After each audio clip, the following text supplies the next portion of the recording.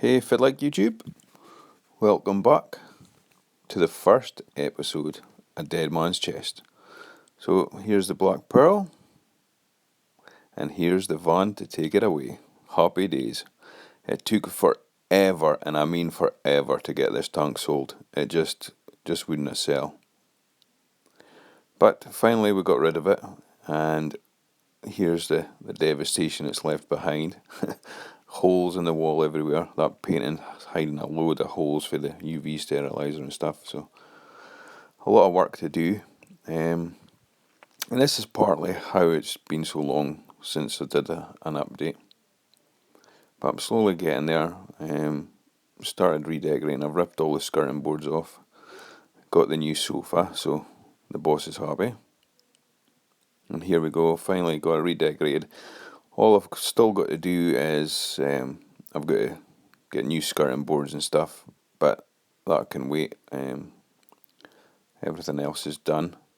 That's the reason why the unit there is still on a rug, so that I can pull it away so I can get the skirting boards on, no bother.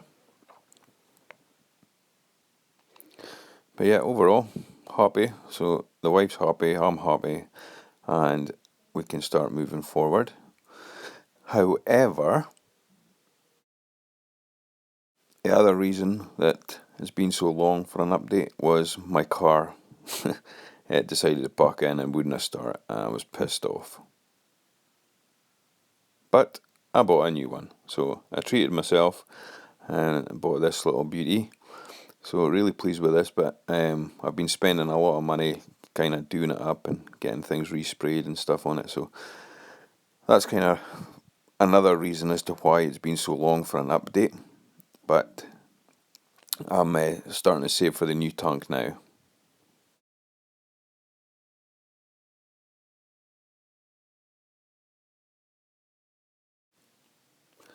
Right, so here's my RO unit. So starting off, obviously water being the most important thing in your reef tank. That's where it all starts. I thought I'd take a look at my RO unit, and as you can see, it's it's not looking too good. I mean, it's alright, the holder and everything is rusted, it's pretty knackered, it looks minging, but everything else works fine. However, I just thought, well, a new build, I may as well upgrade the system. I'm going to try and take everything apart. So I've tried to get everything apart. My plan was to get the lids off of here and then just get like a new metal bitty. However, the screws and everything is rusted and they're just totally rounded off. I can't get it off, so this is pretty knackered. I was then thinking, well, what I'll do is I'll just buy a new RO unit, but I've seen the price of them and oh my god. I mean, alright, I've had this thing for about 8 or 9 years, and Jesus, they're expensive as hell now, so I think I'm going to see if I can get new lids for these. If not, I'll just get new canisters, new bits and bobs, and I'll just build it myself. So I was having a look at the membrane, and I was kind of like thinking, I wonder if I could reuse it. However, after checking it, it's looking pretty knackered, to be honest. So what I'll do is, it's 150 gallons per day, so I'm just going to buy a new membrane, obviously a new DI resin, and see what else we can get. Right, happy days, I managed to get everything I need. I mean, obviously I've got to put it all together myself instead of buying one off the shelf, but I've saved myself like, what, I don't know, it must be about 70 or 80 quid just by doing it this way, so really, really happy with that. Got my new membrane, 150 gallons per day, and I've upgraded it, so I'm now going to have 5-stage instead of the 4 as before, so that's even better. So now I'm going to have the pre-filter, carbon block, granulated carbon, through the membrane, then through the DI resin. And hopefully that'll be way better than it was before. Should be like, because it's going to have something extra that I never had, and I think it's definitely going to benefit the system. Okay, this is a bit fiddly but we're getting there. I've started putting it together. Just using the plumbing tape and adding all these fittings. Still got to add this, and got loads of fittings still to mess about with. But yep, we're getting there, so I'll come back in a wee while. So, yep, couldn't get lids for that thing, so they're just going to be spare in case I break one of these. However, that's the whole unit done, and I'm really happy with it. Got everything put in place. Like I said, I've still got to get a TDS meter, but I'll add that later on. Because it's going to be a while before I'm ready to actually use this thing. But I'll just talk you through it. So the black cable, this is the water coming into the system. So the water comes in, flows through the first chamber, which is the pre-filter, rises up, then goes through the carbon block, then through the granulated carbon. The blue is the good water going up through the membrane. The red is the wastewater, which kind of goes through here, round there.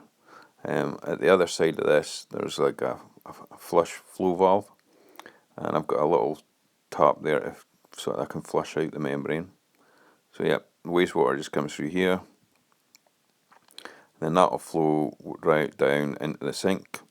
So that's the shit water, hence why there's a tough turd there. So yeah, that's the bad water, so that just goes down the drain. So back to this, the blue water is your good water, so it'll flow through here, up through your DI resin, and into the green pipe here, which is the water that will be used for the salt. The skull represents the good water, because come on, skulls are good. However, what I've also done is, when you first switch your RO unit on, usually like the first 5 minutes of water, the TDS is really high.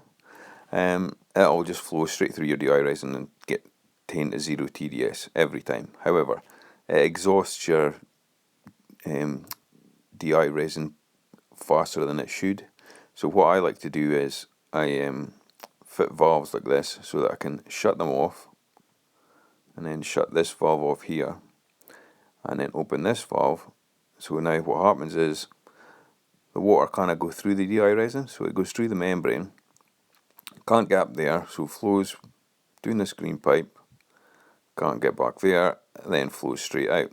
So all that's happening is you're letting your membrane get the TDS from whatever your local source water is. So like mine sits around about 90 to 100.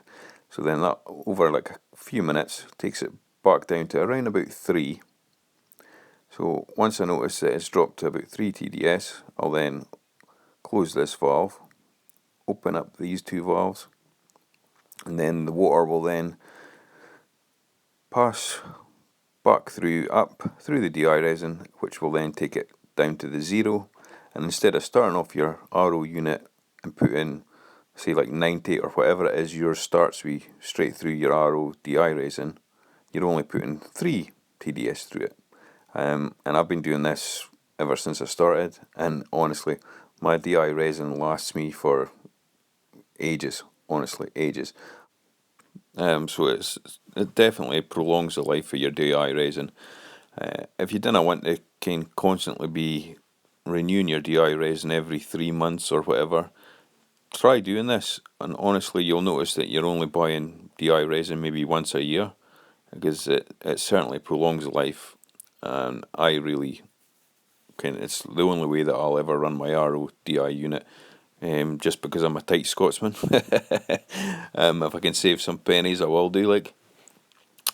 So yep, that's pretty much where I'm at just now. So I'm busy saving all my coin so that I can get my new tank. I've found a tank. I would say I'm about 90% sure it's the one I'm going to get. However, it is expensive, as everything is in this hobby, so it's going to take me a while. Hopefully maybe a couple of months I'll be able to afford to buy it, as long as I stop spending money on my car. But yeah, I just thought I'd give you guys an update, let you see what's going on, the reason it's taking so long, yada yada yada. But yep, So, thanks for watching. Until next time, bye-bye.